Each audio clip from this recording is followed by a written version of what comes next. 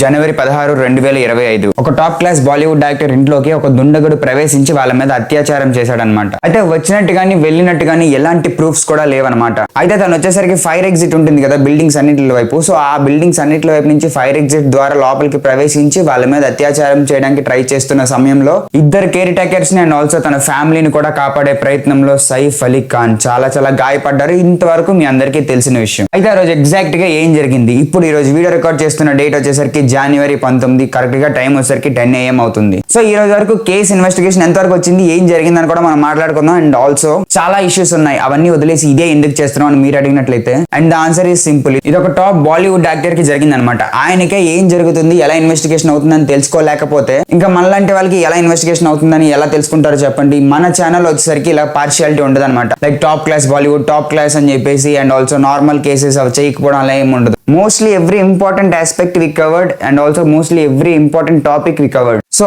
అదనమాట, ఇక్కడ మీ వాయిస్ కూడా వ్యాలిడే. సో మీ వాయిస్ కూడా వ్యాలిడ్ అవ్వాలనేసి అంటే సబ్స్క్రైబ్ చేసి పెట్టుకోండి. సబ్స్క్రైబ్ చేయకపోయినా కూడా వ్యాలిడ్, ఎందుకనేసి అంటే వీఆర్ ఇండియన్స్. సో అదనమాట, ఇంకా ఆలస్యం చేయకుండా వీడియోలోకి వెళ్ళిపోదాం. Hello everyone, I'm Siddharth. Let's dive into the video.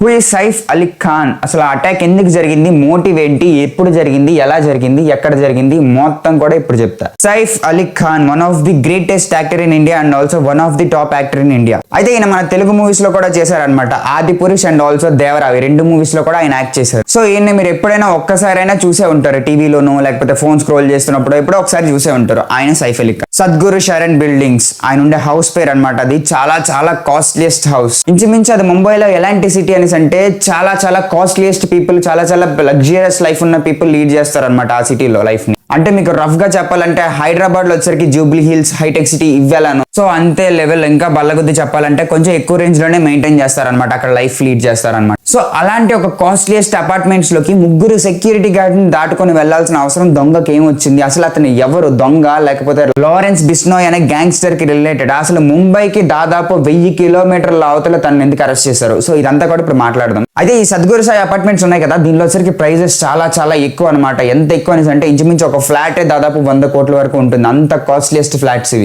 మొత్తం కూడా ఇది 12 ఫ్లోర్లు ఉంటుంది అనమాట. ఈ 12 ఫ్లోర్లో లాస్ట్ 3 ఫ్లోర్లు కూడా సైఫ్ అలీ ఖాన్ గారు. అయితే సైఫ్ అలీ ఖాన్ గారు ఈ 3 ఫ్లోర్ ని ఎలా డిజైన్ చేయించుకున్నారని అంటే ఆ 3 ఫ్లోర్లు కలిపి ఒకటే ఫ్లోర్ గా ఉంటుంది అనమాట. అంటే 3 ఫ్లోర్లు కలిపి ఇన్సైడ్ కనెక్టెడ్ గా ఉంటాయి, ఓకేనా? అంటే లోపల స్టెప్స్ ఉంటాయి, ఓకేనా? అయితే ఆ రోజు జనవరి 16, 2025 ఏదైతే జనవరి 15 కంప్లీట్ అయింది అండ్ ఆల్సో జనవరి 16 స్టార్ట్ అయింది అనమాట. అంటే ఆ మిడ్ నైట్ లో జరిగింది ఇదంతా కూడా. యాక్ట్రెస్ కరీనా గారు వచ్చేసరికి the wife of Saif Ali Khan గారు. సో ఆమె వచ్చేసరికి ఆ రోజు ఏదో లేడీస్ పార్టీ, సో అలాంటి కైండ్ ఆఫ్ ఒక ఈవెంట్ ఉండడం వల్ల వెళ్ళారనమాట. అయితే ఇంట్లో సైఫ్ అలీ ఖాన్ గారు అండ్ ఆల్సో తనకున్న 2 పిల్లలు, వాళ్ళని చూసుకోవడానికి 2 కేర్ టేకర్స్ ఉన్నారనమాట. 2 నానీస్ అనేసి అంటారు. అలీ ఖాన్ గారికి అండ్ ఆల్సో కరీనా కపూర్ వీళ్ళిద్దరికి కూడా ఒక బెడ్రూమ్ అనమాట. అండ్ ఆల్సో పిల్లలిద్దరికి సెపరేట్ బెడ్రూమ్స్. వాళ్ళిద్దరిని చూసుకోవడానికి 2 నానీస్ ఉన్నారు. అయితే ఆ రోజు ఒకడు వచ్చాడనమాట. ఎక్కడి నుంచి వచ్చాడో తెలియదు కానీ అక్కడ 3 సెక్యూరిటీ అంటే 3 సెక్యూరిటీని దాటుకొని ఏదో బ్యాక్ డోర్ నుంచి జంప్ చేసుకుంటూ వెళ్ళి ఫైర్ ఎగ్జిట్ ఉంటుంది, మీ అందరికీ తెలిసే ఉంటుంది. ఫైర్ ఎగ్జిటెన్స్ అంటే పెద్ద అపార్ట్మెంట్స్ లో, పెద్ద బిల్డింగ్స్ లో సడన్ గా ఏదైనా ఫైర్ ఎమర్జెన్సీ అయినట్లయితే వాళ్ళు తప్పించుకోవడం కోసం ఒక ఎగ్జిట్ పెడతారనమాట.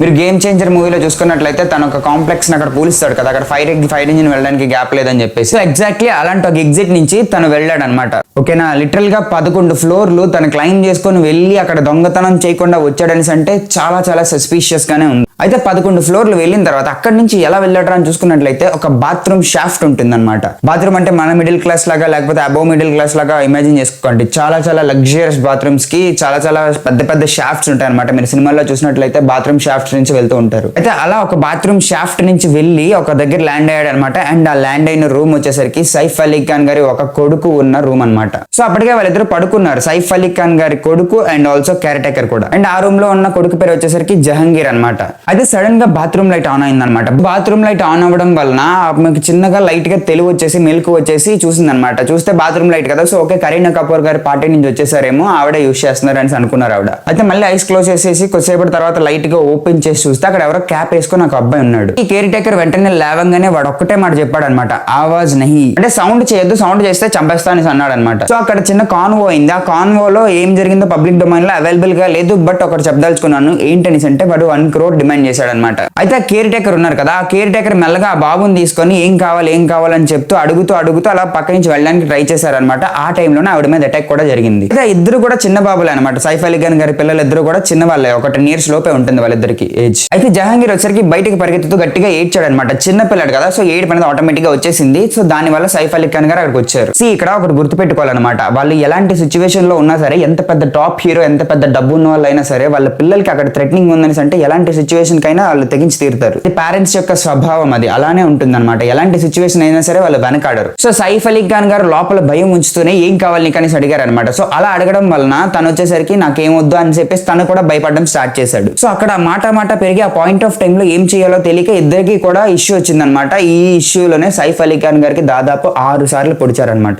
సో ఆయన పొడి చేసినా సరే ఆ థీఫ్ ని వచ్చేసరికి అదే రూమ్ లో పెట్టి లాక్ చేస్తారనమాట. ఎందుకంటే వాళ్ళు ఎవరికి తెలియదు తన షాఫ్ట్ నుంచి వచ్చాడని చెప్పేసి, తన బాత్రూమ్ లో ఉన్నాడని తెలుసు, అంతేగాని తను ఎక్కడి నుంచి వచ్చాడో తెలియదు. సో వాళ్ళ రూమ్ లో పెట్టేసి తను లాక్ చేస్తాము, ఎందుకంటే వాళ్ళు ఎవరో తెలియదు, ఎక్కడి నుంచి వచ్చారో తెలియదు. ఈ మధ్య సల్మాన్ ఖాన్ గారి మీద ఇష్యూ అయింది, షారుఖ్ ఖాన్ గారి మీద ఇష్యూ అయింది, అండ్ ఆల్సో చాలా మంది మీద ఇష్యూ అయ్యాయి అనమాట. తను ఎక్కడి నుంచి వచ్చాడో తెలుసుకోవడం కోసం ఆ రూమ్ లో పెట్టేసి లాక్ చేసి తను వచ్చరికి హాస్పిటల్ కి తీసుకువెళ్ళడానికి బయటకు వచ్చారనమాట. అయితే బయటికి రావడానికి ఆ పక్కన అపార్ట్మెంట్ లో ఉన్న సైఫ్ అలీ ఖాన్ గారి మొదటి భార్య కొడుకైన, నాకు పేరు మర్చిపోయాను, పేరు ఒకసారి కింద వేస్తాను చూడండి, ఇబ్రహీం సంథింగ్ ఏదో ఉంటుంది, కరెక్ట్ గా ఐడియా లేదు. సో ఆ తను వచ్చరికి పిలిచారనమాట. సో తనని పిలవడంతో తను ఒక కేర్ టేకర్ వచ్చేసరికి సైఫ్ అలీ ఖాన్ గారిని పట్టుకొని కిందకి 14-11 ఫ్లోర్లు దిగి వచ్చాయి. సో సైఫ్ అలీ ఖాన్ గారి మొదటి భార్య కొడుకు అండ్ ఆల్సో తిను కేర్ టేకర్ ఇద్దరు కలిపి పట్టుకొని సైఫ్ అలీ ఖాన్ గారిని కిందకి దించారనమాట. ఓకేనా. అయితే ఇక్కడ వచ్చేసరికి ఒక ఆటో డ్రైవర్ ఎంట్రీ అనమాట. అయితే ఆటో డ్రైవర్ పేరు వచ్చేసరికి భజన్ సింగ్ రాణా. సో భజన్ సింగ్ రాణా వచ్చేసరికి ఆ టైంలో గిరాకీ ఏమైనా దొరుకుతుందేమో అని చెప్పేసి ఆ ఏరియాలోకి వచ్చాడు అనమాట, పర్టికులర్ ఏరియాలో. ఎందుకంటే మీ అందరికీ నేను చెప్పినట్టు విధంగా అదొక హైటెక్ సిటీ లాంటి ఏరియా అనమాట. అంటే ఒక జూబ్లీ హిల్స్ లాంటి ఏరియా అనమాట, చాలా కాస్ట్లీయెస్ట్ ఏరియా. ఆ ఏరియాలో ఆటో ఎవడో ఎక్కడు. అయితే ఆ టైంలో ఊరికే వెళ్దాం ఏముందని చెప్పేసి ఆ టైంలో వస్తే కరెక్ట్ టైంకి వచ్చినందువల్ల సైఫ్ అలీ ఖాన్ గారు కాపాడినవాడు అయ్యాడు అనమాట తను. అయితే ఇక్కడ ఇంకో పెద్ద ట్విస్ట్ ఏంటంటే ఆయనకు అసలు తెలియదు అనమాట అక్కడికి రాబోతున్నది సైఫ్ అలీ ఖాన్ గారు అని చెప్పేసి. ఒక పెద్ద ఆవిడ పరిగెట్టుకుంటూ వచ్చారు. సో పరిగెట్టుకుంటూ రావడం, ఇలా ఒక ఆయన ఉన్నారు అక్కడ గేట్ దగ్గరికి వెళ్ళి ఒక ఆయన ఉంటారు అక్కడ ఎక్కించుకో ఆట అనేసి అంటే ఆయన వెళ్ళడం జరిగింది. ఆయన ఎక్కిన తర్వాత కూడా తెలియదు అనమాట, ఆయన ఎక్కించుకొని అక్కడ కొంచెం డిస్కషన్ జరిగింది, ఏ హాస్పిటల్ కి వెళ్దాం ఇదంతా జరిగింది. And then Lilavati hospital fix అయ్యి అక్కడికి వెళ్ళారనమాట. వాళ్ళు వెళ్ళిన తర్వాత కూడా ఆయన డబ్బులు ఏం అడగలేదు. ఆ ఆటో డ్రైవర్ కావాలంటే అప్పుడు ఒక సెల్ఫీ తీసుకొని ఇలా సైఫ్ అలీ ఖాన్ గారు నా ఆటో వెనకతలు ఎక్కారు అని చెప్పేసి తను పబ్లిసిటీ చేసుకోవచ్చు.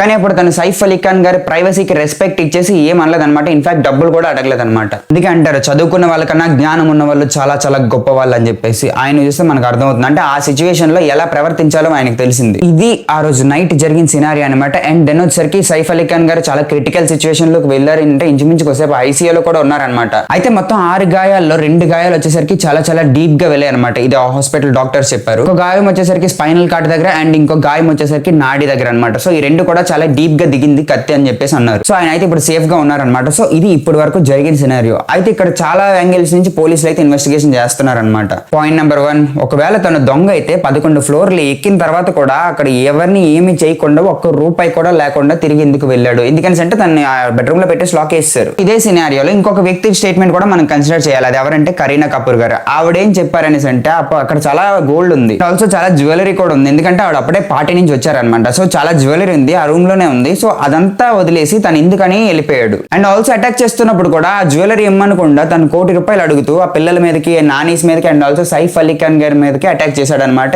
ఎందుకు? Point number 2, most of the people saying that తను వచ్చరికి లారెన్స్ బిష్నోయ్ గ్యాంగ్స్టర్ తో, సో తనకి రిలేటెడ్ ఒక మనిషి. ఎందుకంటే లాస్ట్ టైం సల్మాన్ ఖాన్ గారి మీదకి తను చంపే నేను ఈ జన్మలో చేస్తానని చెప్పేసి ఆయన శపథాలు చేస్తారు ఎవరైతే లారెన్స్ బిష్నోయ్ ఉన్నారో ఆయన. సల్మాన్ ఖాన్ దీని వలన చాలా ప్రొటెక్షన్ అయితే ఏర్పాటు చేసుకున్నారు. తన హౌస్ మొత్తం కూడా బుల్లెట్ ప్రూఫ్ గ్లాసెస్ ను పెట్టించుకున్నారు. అండ్ ఆల్సో షారుఖ్ ఖాన్ గారి ఇంటికి కూడా ఒక 2 రోజుల ముందు ఎవరో వచ్చి వెళ్ళారు. సో ఆ సస్పీషియస్ గా రికార్డ్ అయిన వీడియోస్ అయితే ఉన్నాయి. ఆల్సో బాబా హత్యలో కూడా లారెన్స్ బిష్నోయ్ ఉన్నాడు. సో అయితే ఇప్పుడు సైఫ్ అలీ ఖాన్ గారి కేసులో కూడా లారెన్స్ బిష్నోయ్ ఇన్వాల్వ్ అయి ఉన్నాడు అని చెప్పేసి అంటున్నారు. And that's point 3. And point 4 వచ్చేసరికి తను ఎంత పకడ్బందీగా ప్లాన్ చేశాడని అంటే వెళ్ళేటప్పుడు చెప్పులు వేసుకోలేదన్నమాట, సౌండ్ రాకుండా ఉండడం కోసం. అండ్ దిగేటప్పుడు వచ్చేసరికి చెప్పులు ఉన్నాయి. అండ్ వెళ్ళేటప్పుడు ఫుల్ మాస్క్ వేసుకొని వెళ్ళాడు. అండ్ వచ్చేటప్పుడు వచ్చేసరికి ఆ కొట్లాట అంతా జరిగింది కదా, సో వచ్చేటప్పుడు మాస్క్ వేసుకోవడానికి అవ్వలేదేమో తెలియదు కానీ అలానే వచ్చేసాడు. అండ్ ఆల్సో తన బిల్డింగ్ లోకి ఎంటర్ అయ్యేటప్పుడు ఫోన్ కూడా తీసుకురాలేదన్నమాట. పోలీసులు ట్యాప్ చేసి కొత్తగా ఏదైనా నెంబర్ వచ్చిందా ఏరియాలో చెక్ చేస్తారని చెప్పేసి తన ఫోన్ కూడా తీసుకురాలేదు. ఇది ఇలా అవుతుండగా ఒక గంటలోనే మొత్తం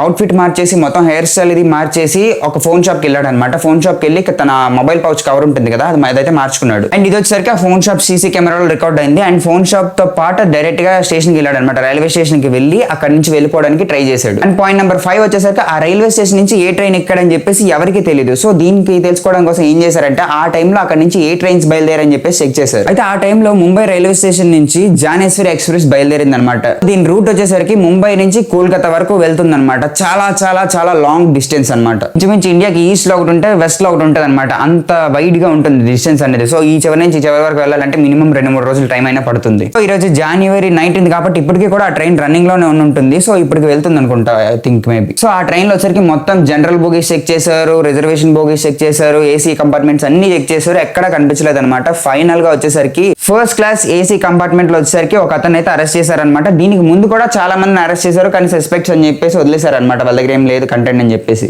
అయితే వీటిని అరెస్ట్ చేసిన తర్వాత పిక్చర్స్ అయితే బయటకు వదిలారు అనమాట. సో ఇక్కడ మీకు వేస్తున్నాను, చూడొచ్చు మీరు తన ఇమేజ్ ని. Here comes the main point. అతను ఇతను ఒకడేనా? ఒకడు కాకపోతే ఎందుకు అరెస్ట్ చేశారు? సో ముంబైకి ఇంత దూరంలో అతన్ని పట్టుకోవడం చేత కాక ఇతను అరెస్ట్ చేశారని చెప్పేసి చాలా మంది అంటున్నారు. బట్ అది ఎంతవరకు నిజం? And most of the people raising a question, that is how. అయితే 2 రోజుల ముందు తన ఇంట్లో అటాక్ చేసి తను పారిపోయి వచ్చేసాడు అనమాట. సో అలాంటి ఒక వ్యక్తికి జస్ట్ 2 రోజుల్లోనే గడ్డలన్నీ ఎలా వస్తాయి? సో బియర్డ్ మొస్టాచ్ ఎలా వస్తాయి అని చెప్పేసి చాలా చాలా చాలా మంది అయితే డౌట్ పడుతున్నారు అనమాట. అంటే పోలీసులు కావాలనే ఆయన అరెస్ట్ చేయించారా? అసలు ఆయన ఎవరు? ఆయన తప్పించుకుంటే అతను ఎవరు? అతను లారెన్స్ బిష్ణోకి సంబంధం ఉందా? ఇవన్నీ కూడా అడుగుతున్నారు. సో ఈ కేసు వచ్చేసరికి ఒక క్రైమ్ థ్రిల్లర్ కి ఏ మాత్రం కూడా తగ్గకుండా అన్ని ట్విస్ట్ అన్ఫోల్డ్ అవుతూ వస్తున్నాయి అనమాట. అసలు లాస్ట్ కి ఏం జరుగుతుందో కూడా చూడాలి. సో మీరు ఏమనుకుంటున్నారు ఈ వీడియో మీద అండ్ ఆల్సో ఈ పర్టికులర్ టాపిక్ మీద కామెంట్ చేయండి. అండ్ ఆల్సో ఛానల్ కి కొత్తగా వెయిట్ అండ్ ఆల్సో ఒక మెయిన్ పాయింట్ మాట్లాడదలుచుకుంటున్నాను. ఏంటంటే సోషల్ మీడియాలో చాలా రకాల ట్రోలింగ్ అయితే నడుస్తుంది అనమాట. అయితే తనకు డబ్బున్నవాడు ఇలాంటి వాళ్ళకే గవర్నమెంట్ రియాక్ట్ అవుతుంది, పేదవాళ్ళకి రియాక్ట్ అవ్వదు అని చెప్పేసి ఒక విధంగా మాట్లాడుతుంటే, మన స్టేట్స్ లో చాలా మంది, మన తెలంగాణ ఆంధ్రప్రదేశ్ స్టేట్స్ లో చాలా మంది వచ్చేసరికి బైరా వచ్చేసి దేవరతో పొడిపించుకున్నాడు అని చెప్పి చాలా మంది ట్రోల్ చేస్తున్నారు అనమాట. And that's very very very blunder. చాలా చాలా తప్పది. ఎందుకంటే ఆయన అంత సీరియస్ సిచ్యువేషన్ లో ఉన్నప్పుడు మనం అలా కామెంట్స్ చేయకూడదు గైస్.